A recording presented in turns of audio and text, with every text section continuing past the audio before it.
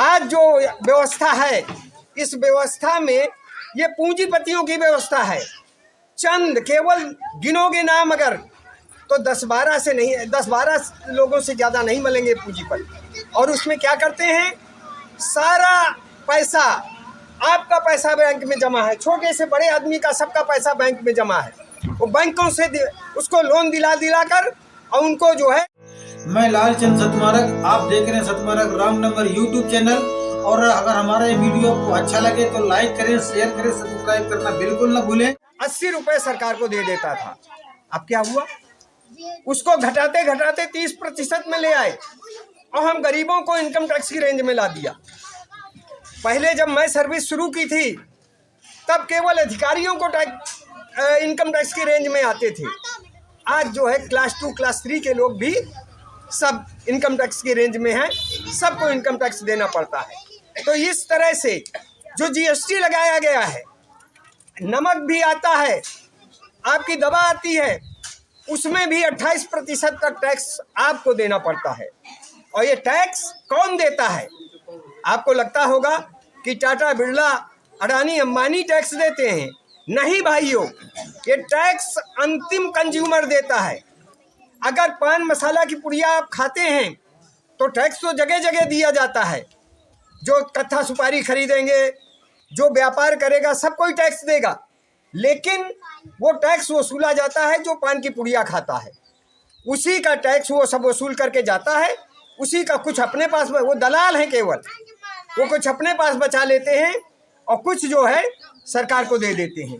तो इस तरह से टैक्स, सारा टैक्स का बोझ गरीब जनता पर, गरीब लोगों पर डाल दिया गया है।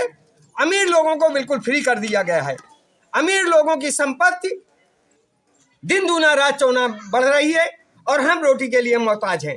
हमें हमारे प्राइम मिनिस्टर कहते हैं कि 80 करोड़ को हम मुफ्त में अनाज बांटकर रोटी खिला रहे हैं। अरे भाइयों, जिस देश के 20%, जिस देश के 60% लोग अपनी रोटी नहीं कमा सकते, जिनको भिखारी बना दिया गया है, उस देश का क्या होगा? हमारे बच्चे संसाधनों के अभाव में न तो अपना शारीरिक विकास कर पाते हैं और न बौद्धिक विकास कर पाते हैं। शिक्षा नहीं है, बौद्धिक विकास कैसे होगा? रहने खाने की अच्छी व्यवस्था नहीं है, शारीरिक विकास कैसे होगा? तो जिस देश के 80% बच्चे शारीरिक और बौद्धिक विकास से वंचित रह जाएंगे, उस देश का क्या होगा? इसलिए व्यवस्था परिवर्तन जरूरी है, जरूरी है, जरूरी है। ये लाना होगा और ये केवल आप ला सकते हो। अगर नेताओं के पीछे देखोगे तो कभी नहीं आएगा। सरकार यही चाहती है कि इनको बांटकर जो है राज करते रहो। तो आज जो व्यवस्था है, इस व्यवस्था में ये पूंजीपतियों की व्यवस्था है। चंद केवल गिनोगे नाम अगर तो 10-12 से नहीं, 10-12 लोगों से ज़्यादा नहीं मिलेंगे पूंजीपति। और उसमें क्या करते हैं, सारा पैसा, आपका पैसा बैंक में जमा है, छोटे से बड़े आदमी का सबका पैसा बैंक में जमा है। वो बैंकों से उसको लोन दिला कर और उनको जो है सारा पैसा उनको दे देते हैं। और हमारे ऊपर उस घाटे को पूरा करने के लिए टैक्स लाते जा रहे हैं। तो इस व्यवस्था को समझो। इस व्यवस्था को अगर नहीं समझोगे तो कभी कल्याण नहीं होगा। धन्यवाद। जय भारत, जय किसान बंधु। क्या आप दारू पीते हैं?